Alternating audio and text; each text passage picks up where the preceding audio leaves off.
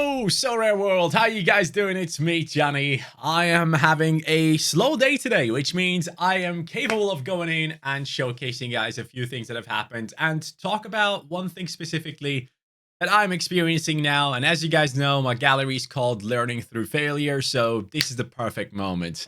I mean, this is not necessarily failure. Sorry, you're seeing the wrong screen.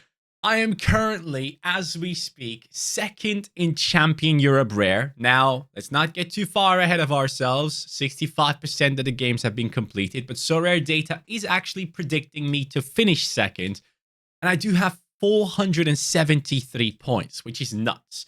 It is the Bayern stack with the two new players I bought during the break. It was Upamecano and Leroy Sané that I wanted to add in, and it worked out perfectly. So we got ourselves decisives on both the offensive players. Musiala delivered on a level that I'm extremely thankful for, because I was quite worried about like him not getting as many DAs lately. But this game, bro, he rocked it. He was so good.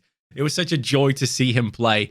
He is the master of La Croqueta, if you guys know that skill move. But yeah, then Neuer obviously picked up a clean sheet. And I gotta say, wow, dude, this guy is like, what is he? How old is Neuer actually right now? Like, let me go onto his card here. I think I can. Right now he's 37. He still has cat-like reflexes. Someone had like a header from maybe like 2 yards out. I'm not even joking. He heads it. And then Neuer reacts and then just does this movement and just gets to the ball as quickly as possible and swipes it away from the goal. I loved it. I was amazed because I thought, that's it. That's a goal. Upamecano minus 14. Neuer loses decisive. That's it. We'll maybe be able to compete for a lower ranked reward. But what this shows me is that I am also only 0.4 points away from first, which is somewhat infuriating, especially if you look at who is in front of me and how that person has done it. So it is Fedo. Fedo is someone that I personally know from the Sorare community, and he is ahead of me with basically Neuer, Upamecano, and Sané in his team as well. He also has a midfielder that has smacked up 100, just like my Rodri, and he has Palacios. And then he has De Ligt, who has gotten him 88 points. Now, he did really well in captaining Upamecano. I think I probably did a little bit worse, if I'm not mistaken. Let me just see. Upamecano at 87.4. Yeah, Leroy Sané had 80. So if I had chosen a different captain, I could have been in that first position. But most importantly, this one once again shows me how important collections are and how important XP is. Not even collections, actually. XP. But you can combine that with collections. And this is something I wanted to mention today, because with teams like Bayern Munich, with teams like Manchester City, Barcelona, and all these, the way you actually have an edge is the XP. If you want to be able to compete on the highest level for the best rewards there are, you need to have these players at their max level. That is how you get the edge over anyone else, because as you know, having these cards is very popular, right? So if we go into someone like Kimmich, how many cards does Kimmich have at the moment? Kimmich is one of the most popular cards on the platform. If you are playing against people who have Kimmich as well, you're basically looking at how many 281 rare cards, okay? So that's through multiple seasons. From those 280 people, at least I would say 10 to 20% at least of these people, possibly even more, are stacking multiple Bayern Munich cards alongside this Kimmich. So you're automatically up against very, very similar stacks of players. Now, I personally tried to, move myself away from having Kimmich in my Bayern stack. I went in and got myself Rodrigo, especially for occasions like this. I have Liverpool defenders and attackers, and I also have Bayern Munich defenders and attackers. The midfield position, I purposely wanted to keep open for myself by going ahead and putting in someone like Rodrigo from a different team, because that could be my differential when I'm coming up against these Bayern Munich stacks. Now, Fedo has gone ahead and done the same thing with Palacios, who literally scored last minute. So that was insane. And I also own Palacios, and I didn't put him in any of my lineups, which is a shocker, to be fair. But I just didn't see him scoring, but he had an amazing game. So I'm very much looking forward to using him down the line again, which I will definitely do. But going back to the whole thing, there are so many people stacking these top clubs, even on the rare level. Once you get into super rare, you don't really have to think about the XP as much, in my opinion. If you have a Feyenoord stack like I do, you're not competing against that many people who have the same exact stack as you do. Sometimes they will have different players in different positions. There are no standout, exact, perfect players to have from each team. So from Feyenoord, I have the likes of Bailo, I have Getrauda, Timber, and then I have Jimenez and Hartmann, right? Most people are probably stacking more on the offensive side. I have two defenders and they are doing offense. So if the defensive side of Feyenoord does well, my stack probably does best. If the offensive side does well, someone else's Feyenoord stack will do better. So the differences there are a bit larger in my opinion. But when we're looking at the rare and specifically limited divisions, if you want to stack a big team, you need to have the high percentages. And that's once again something that I had to relearn again with this experience. Obviously, I am so happy about possibly coming in second here. If things hold on, that is exactly how it's going to go. And I'll be a very, very happy person. But it once again reminded me that I really need to be aware of my XP on my players. And if we go into my cards and we go by new and sort like that, and we go to the oldest cards I own, you can see that some of these cards have very, very high XP. My Florian Wirtz is on level 18. My Grimaldo is on level 17. We have Mo Salah filled up, level 20, plus 3 collection bonus. 13% on Mo Salah is insane if you ask me. I have 10.5 on Alisson. I have 8% on Musiala. I've held on to this card for quite a while. And these are old season cards that they are not going to lose 5% in the next season. I will go into the season with these guys having even more XP. So I have Jimenez on 27.5. Basically, he has the 1% collection bonus there by himself. Neuer is on 8. Trent is on 9.5. And with these teams, once again, you can tell like these are long-term purchases I've made for the gallery. These were players and projects that I wanted to commit to for a longer period of time.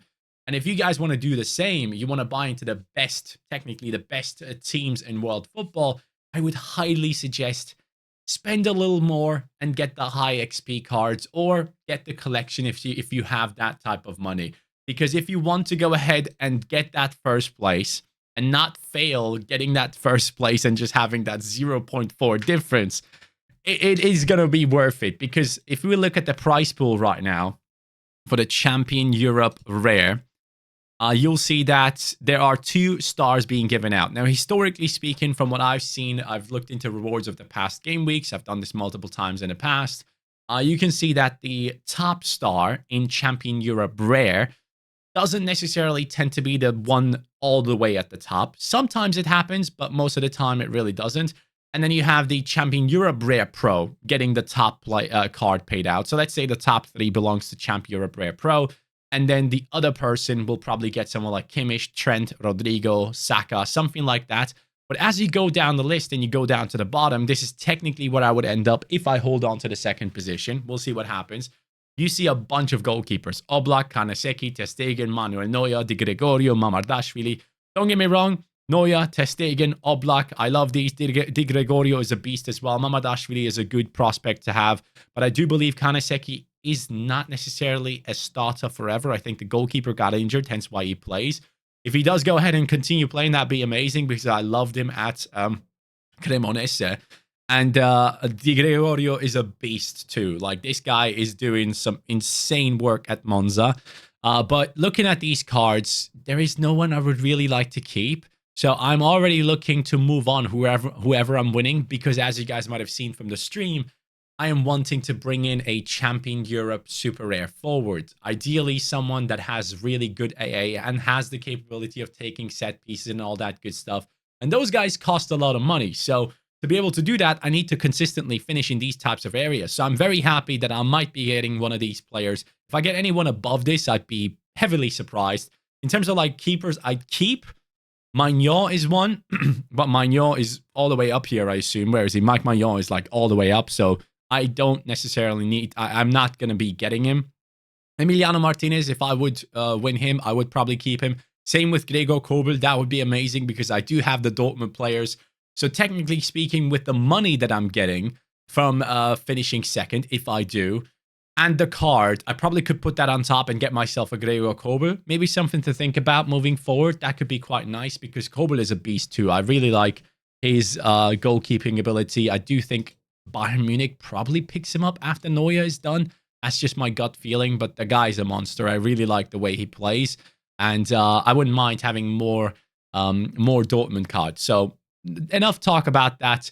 I just wanted to tell you guys in this video that like XP is important, man. If it doesn't have to be collection, it doesn't have to be a stack, but if you guys can train your players as much as you can, get that XP. Because otherwise you might be sat there with just 0 point something points off of first place and be like, ah, God, would I have just done a little bit more? Would I have gone ahead and spent these freaking coins that I have up here in the coin shop? I have 18,000 laying about and I haven't bought these level ups for cards that I know I'm going to hold on for a long time. Why am I not doing that, you know? So I was thinking about this topic specifically today due to it happening. But like literally right now. But that's not all. In Champion Europe Rare, we are second at the moment, which is amazing. I really hope it holds. I would love to finish in the podium. That would be sick.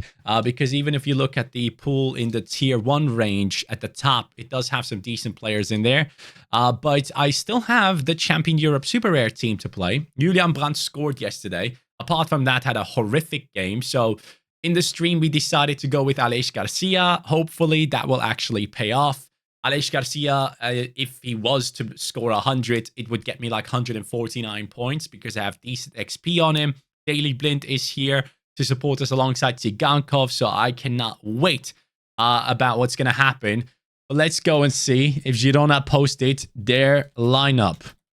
Girona, it should be out now, I believe. Who are we playing? Who are we playing, Girona? We are playing Gatza, Blind. Where's Tsigankov? Aleix Garcia. Where's Tsigankov? Tsigankov is on the bench. No, but it's okay. It's okay because Tsigankov has proven multiple times coming off the bench that he can get DAs. There's still hope. There is still hope. Anyways, that's painful, but we'll see what happens. And then I also have the Feyenoord stack to play today in All-Star Super Rare.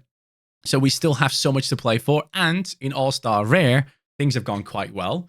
Boscagli was actually on way higher points. They conceded like last minute. PSV stacks were like at the top of the leaderboards, but as soon as they conceded, they vanished from there. But we have a very good opportunity to pick up a decent reward here as well because there are some really good players in here. It will highly likely depend on Livakovic keeping a clean sheet. But as we talked about in stream, Livakovic is the one that tends to do better away from home. Specifically, the Fener defense seems to be paying a lot more attention to what they're doing when they're playing away from home. So we'll see what happens there. Obviously, Mo Salah against Mozambique. That's going to be an interesting one. Everyone is playing today. That is quite huge. Let me double check. So the Girona stack, everyone plays today, of course. The Feyenoord boys, everyone is stepping onto the pitch today. And an All-Star Rare will have the same. So it's going to be a beautiful day of football. And I also have the Cap 240. With the lads right here, which could definitely get us a threshold if these guys smash it the way I expect it to be. But yeah, man, this could be a huge game week. And by the end of this game week, with the rewards coming in on Tuesday, we could be going in for the Champion Europe forward that I'm looking forward to bringing into the squad. Also, one thing I wanted to mention, card values have gone up a little bit. I'm up to 41,000. I was on like 40,000. So quite nice to see. And my last reward was Aaron Ramsey, by the way. I don't know if I've shown you guys, but apparently he's been selling for 36 euros. I remember this kid from Norwich. At Norwich, I think he was sick. I think he was all right. Yeah, he was actually having some decent games. People were hyping him up.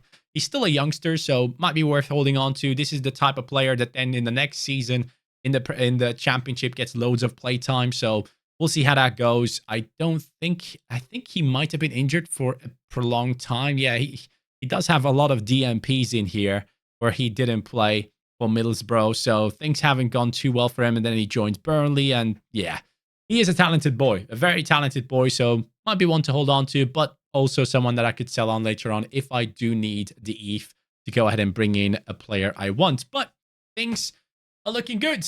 They are looking very good. Thank you again for listening to me rambling on today, as I just wanted to give you guys the message. Do your XP right. Get it done.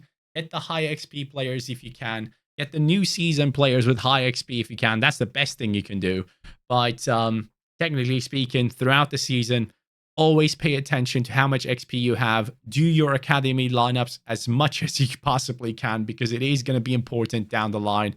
For me, for example, I am building up the Senna Lammens super rare on the 23 goalkeeper, because next season he is definitely going to be number one. So yeah, pay attention to stuff like this. It could be worth it in the long run. And I'll catch you guys on the next one. Take care and peace.